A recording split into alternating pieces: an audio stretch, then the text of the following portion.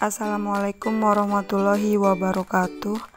Kami dari kelompok PPL SDN 15 Cakra Negara yang beranggotakan pertama saya sendiri Baik Handayani Dwi Hartini, kemudian Dian Sagita, Lina Nida Zulfa, Nikade Erina Susanti, Niketut Indah Suari. Di sini kami akan membahas tentang topik 5, ruang kolaborasi, analisis studi kasus.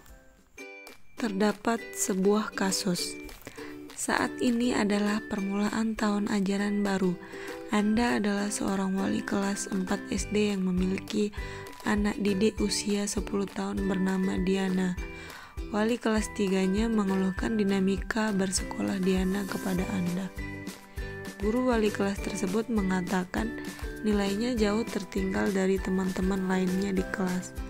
Diana juga kurang baik dalam mengerjakan pekerjaan rumahnya selama masa PJJ kemarin. Bahkan pihak wali kelas mengatakan bahwa ia khawatir dengan tuntutan yang semakin tinggi di kelas 4 di pelajaran IPA, Bahasa, dan IPS yang membutuhkan banyak bacaan. Diana seringkali tidak menyelesaikan tugas-tugas yang diberikan dan ulangannya menunjukkan nilai buruk. Namun demikian, ketika materi tugas dan ulangan tersebut diulangi secara lisan dan individual, Diana dapat menjawabnya. Berdasarkan tujuan pembelajaran yang ada dari kasus Diana tersebut, terdapat 3 pertanyaan. Yang pertama, kira-kira bagaimanakah cara melakukan asesmen terhadap keadaan Diana?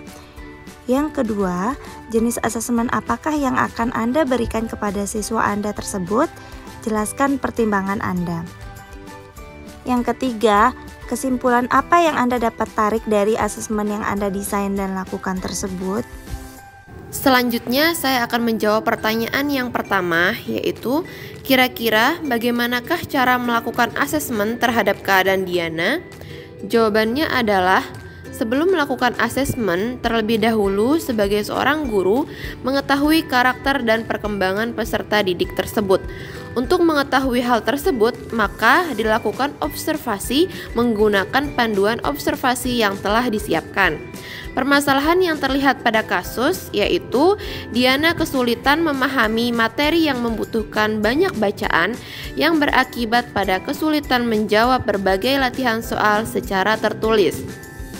Setelah mengetahui permasalahan tersebut, selanjutnya menentukan tindakan yang akan dilakukan, salah satunya yaitu melakukan asesmen. Cara melakukan asesmen terhadap keadaan Diana yaitu dengan melakukan asesmen diagnosis untuk mengetahui kemampuan awal peserta didik dan asesmen formatif.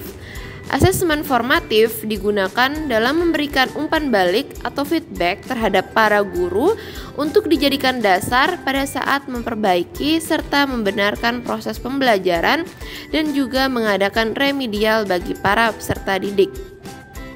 Asesmen ini digunakan dengan tujuan checking up, yaitu mengecek suatu pencapaian dan kemampuan dari peserta didik dalam proses belajar dan kekurangan-kekurangan dari peserta didik pada saat mengikuti proses pembelajaran.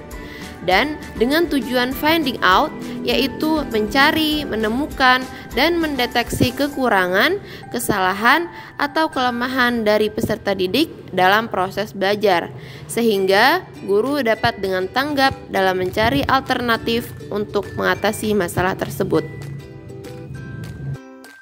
Baik, saya akan melanjutkan menjawab pertanyaan nomor 2. Jenis asesmen yang akan diberikan kepada Diana yaitu performance assessment. Dengan pertimbangan jenis asesmen ini menyuruh para peserta didik untuk dapat melakukan demonstrasi bersamaan dengan mengaplikasikan pengetahuan di berbagai situasi yang dikehendaki. Melalui kegiatan unjuk kerja, guru bisa menanyakan secara lisan hal-hal yang berkaitan dengan materi dan tujuan pembelajaran untuk mengetahui pengetahuan peserta didik. Selain itu, dengan performance assessment, maka sikap dan psikomotor Diana akan terlihat. Nah, selain itu, karena dalam uraian kasus dijelaskan bahwa Diana seringkali tidak menyelesaikan tugas dan nilai ulangannya buruk, Namun saat materinya diulangi secara lisan, Diana dapat menjawabnya. Berarti dalam hal ini Diana kesulitan untuk menuangkan pengetahuan yang dimilikinya. Dalam hal ini, guru juga dapat melakukan self-assessment agar Diana bisa melakukan refleksi terhadap dirinya dan capaian belajarnya. Kemudian memintanya untuk menentukan tugas apa yang dia ingin kerjakan dengan cara menerapkan merdeka belajar yang melibatkan siswa, karena dalam kasus Diana ini seringkali tidak mengerjakan tugas. Dalam hal ini tentu saja tugasnya bersesuaian dengan kompetensi yang diharapkan. Selanjutnya, guru dapat melakukan penilaian portofolio atas keseluruhan tugas Diana untuk memenuhi ketertinggalannya terkait capaian belajar pada mata pelajaran IPA, Bahasa Indonesia, dan IPS.